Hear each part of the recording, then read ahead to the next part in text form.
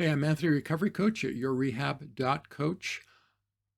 About a year ago, I was working in an ethics seminar. It was actually a 2-day workshop. It was more than a seminar.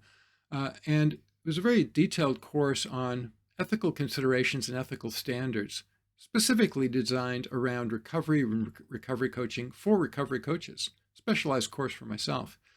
And while doing this course, which had a lot of interaction between the participants and the course leaders, or the, uh, let's call it a workshop leaders, I said something that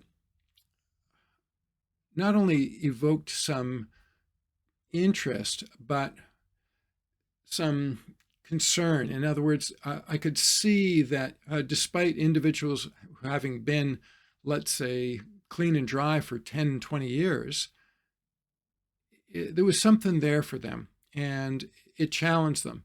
And I'd like to share that with you now because I want to let you know that recovery is not a dead end or a final destination. Recovery is actually an ongoing process, and you can not only learn, but learning will never stop in recovery. Evolution will never stop. And if it does, well, that won't be a great day for you or for me. What I shared at that time was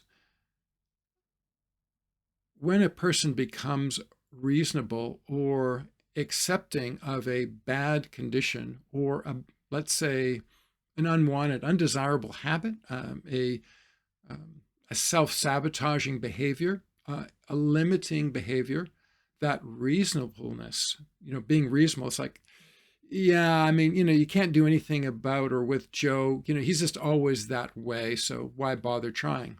Now, doesn't sound too bad. Let's internalize that. I can't do anything about myself. I've always been this way. Why bother trying? That's reasonable, and it's actually denigrating and degrading to myself to not to consider it or to be saying it to myself or even having another person accepting it.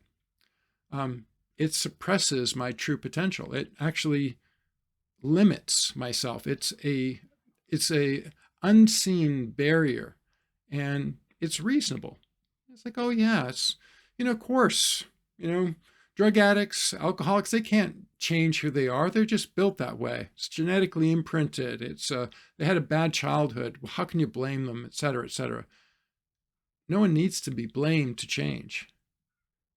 They need to be coached to change, because if they knew what to do, they would have already done it. My name's Anthony, and you're at yourrehab.coach.